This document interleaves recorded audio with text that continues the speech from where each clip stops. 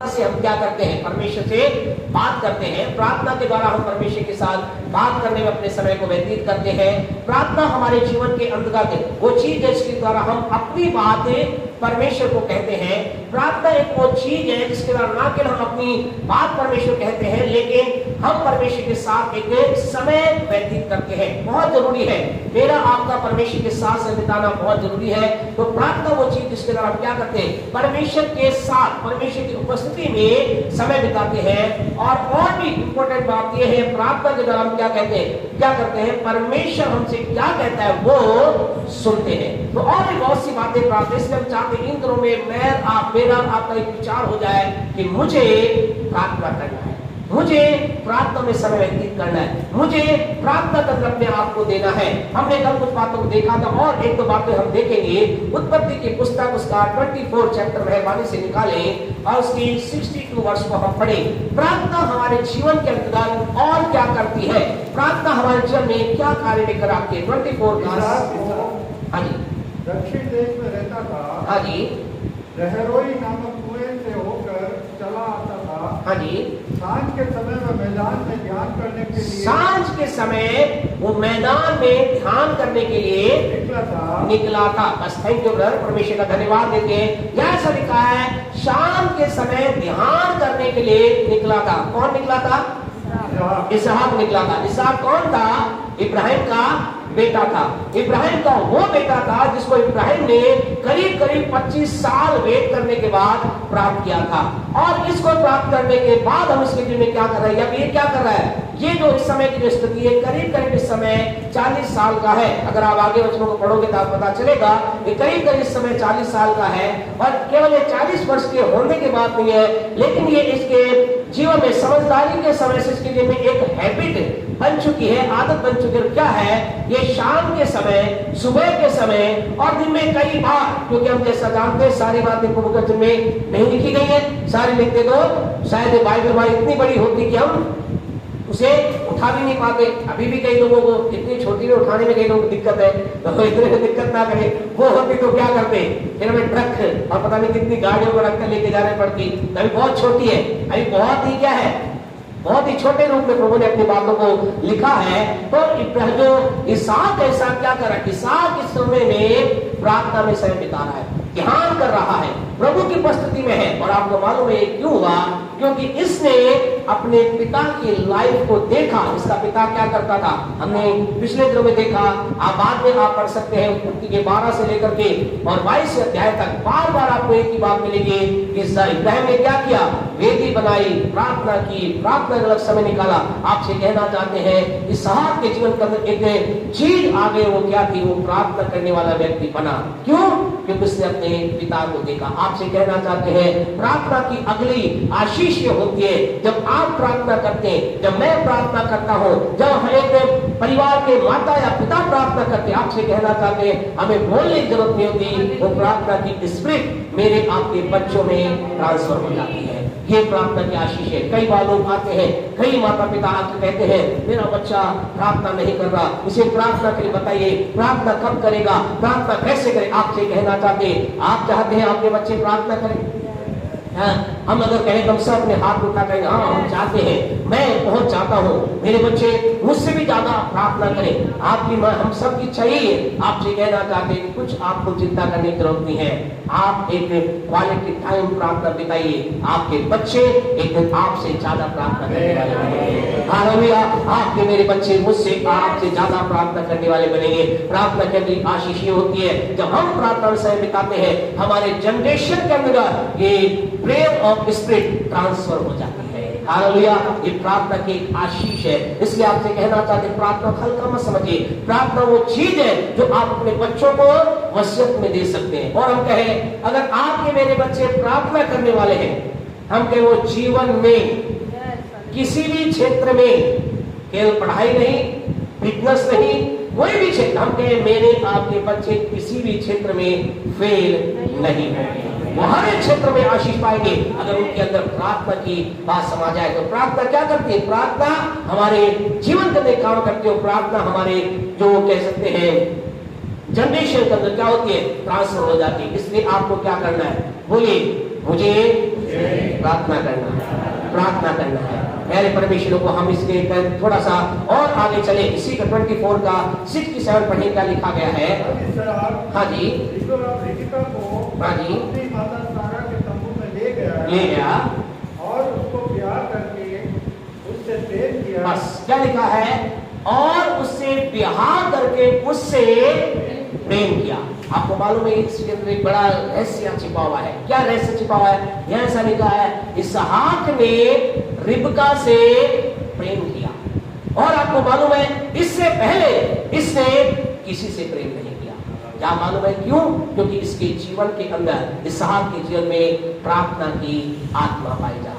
आपसे कहना चाहते हैं, जब एक व्यक्ति के अंदर, जब आपके मेरे बच्चों में, आपके मेरे बेटा बेटी में, या आपके मेरे अंदर जब क्या पाई जाती है, जब प्रार्थना की आत्मा आती है, तो हम क्या करते हैं? हम विवाह से पहले किसी और से प्रेम कर ही नहीं सकते। हालेलुया, हमारा प्रेम खुदा को जाता है। इसहाक के बारे में ऐसा लिखा, इसहाक ने उससे प्रेम किया, इससे पहले इसने किसी से प्रेम नहीं किया। इससे पहले यानी कि अप टू एज ऑफ 40 ये किससे प्रेम करता रहा? ये अपना पूरा प्यार परमेश्वर को देता रहा।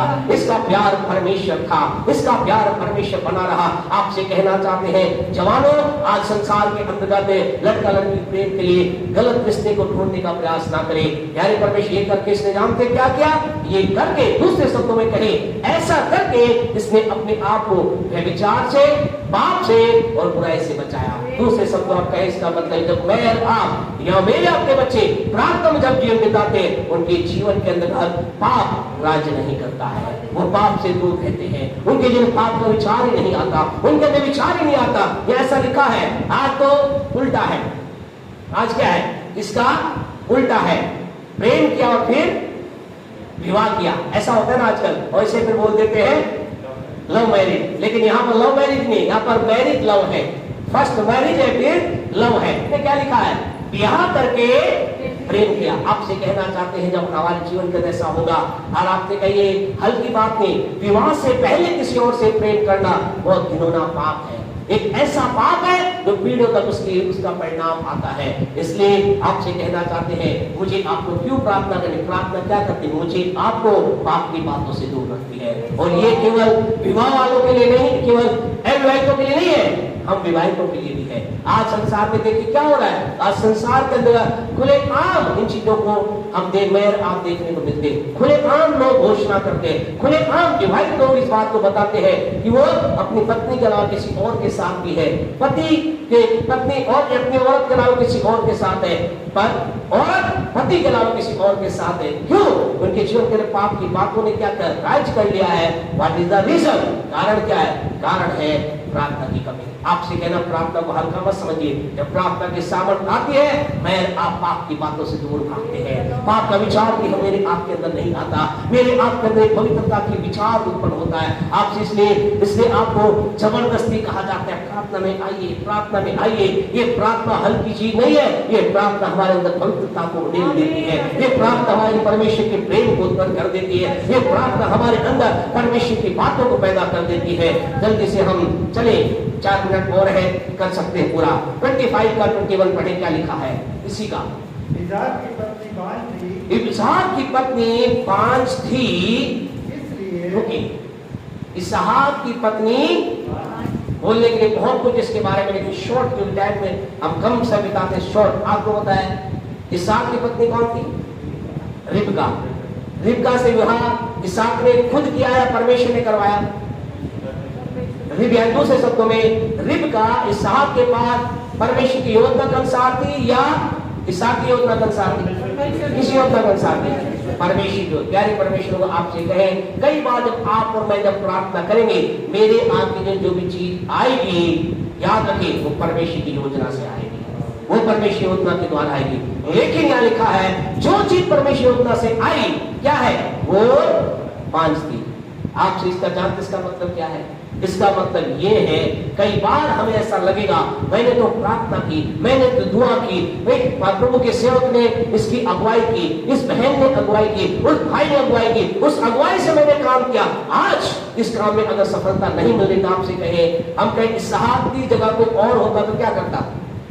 क्या करता? वो कहते तो बांझ है, चलो इसको छोड़ो, दूसरी के पास जाओ। आपसे कहना चाहता है ठीक यही चीज आपके मेरे जीवन में लागू होती है, ठीक यही चीज आपके मेरे आज मेरी सेवा में चीज लागू होती है। मैं मान रहा हूं प्रभु मुझे यहाँ लेकर आया है, लेकिन एक समय ऐसा लगता है ये जगह पर बलबंदी हो रही, मुझे क्या करना है? मुझे वो करना है जो इसहाक ने किया। आज आपके पास अगुवाई के द्वारा बिजनेस हो सकता है, नौकरी हो सकती है, कोई घर हो सकता है, कोई चीज हो सकती है। अगर प्रभु की अगुवाई के द्वारा आपके पास आई है, अभी आशीष आप नहीं देख रहे हैं, क्या करें? ऐसा लिखा है कि रिबका क्या थी? रिबका बांझ थी, और आगे क्या लिखा है? इसलिए हाँ, उसने उसके निमित्त यहोवा से विनती की। उसने उसके निमित्त यहोवा से विनती की। आपसे कहना चाहते आज जो चीज आपके पास खुदा की ओर से है, आपको लग रहा है वो बांझ है, बांझ का मतलब फलवंत नहीं है, आशीष नहीं आ रही, बरकत नहीं आ रही, क्या करना है? आपको मुझे छोड़ देना नहीं है, हमें सरेंडर नहीं करना। शायद हो सकता है ऐसा नहीं, हमें क्या करना है? ऐसा लिखा है इसहाक ने उसके निमित्त यहोवा से प्रार्थना की, क्योंकि उसे मालूम था ये रिबका जो मेरे जीवन में आई है, ये चीज मेरे जीवन में आई है, ये मेरे परमेश्वर की है, और ये बिना फलवंत पूरा ये बिना फलवंत हुए रह नहीं सकती। इसके जीवन में आशीष को आना होगा।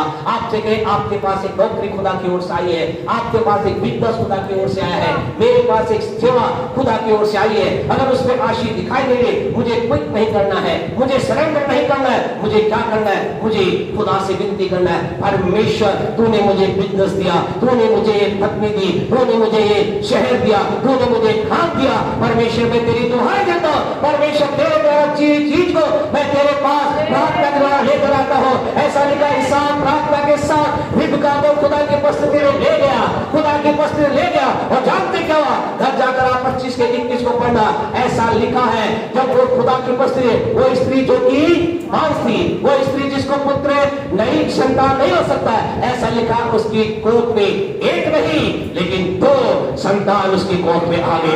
हालेलुया! जोरदार ताली बजा खुदा की महिमा करें। हालेलुया! आपसे कहना चाहते इसका मतलब क्या है? इसका अर्थ क्या है?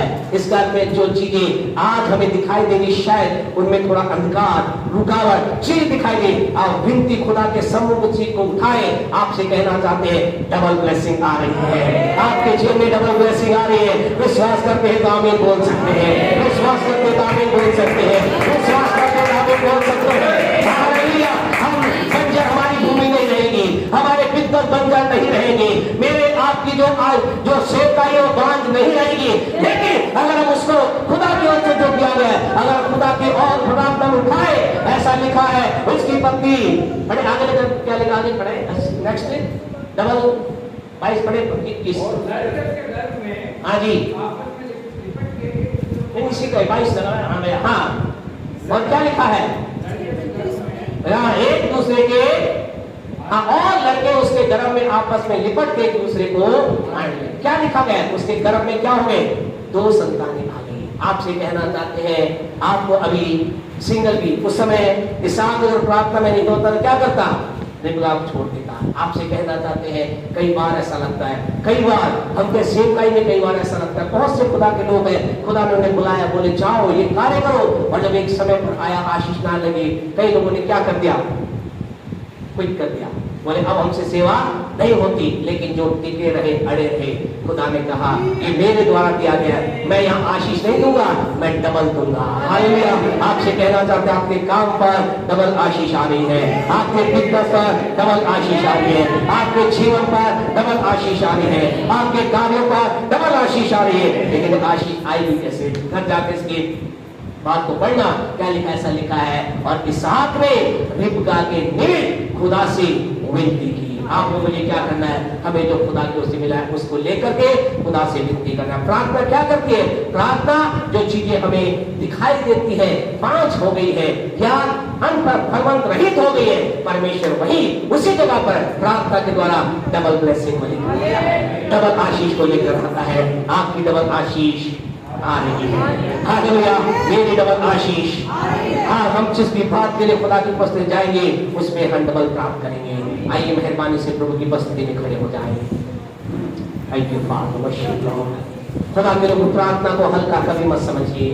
हम प्रभु का धन्यवाद देते हैं, आप लोग प्रार्थना की बातों की समझ रहे हैं। हम प्रार्थना करते चले जाए। प्रार्थना जब हम करेंगे हमारे जनरेशन में चीजें ट्रांसफर हो जाएगी। प्रार्थना हम करेंगे हम पाप की बातों से आजाद हो जाएंगे। जब हम प्रार्थना में लगातार रहेंगे परमेश्वर हमारी चीजों के अंदर जो उसके द्वारा मिली है उसको डबल आशीष में चेंज कर देगा।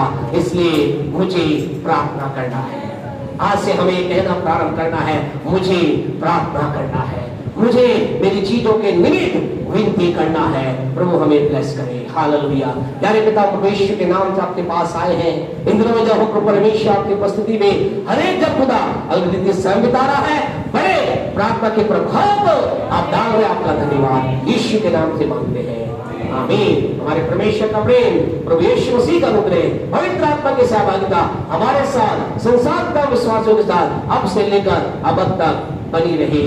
आमीन आमीन। और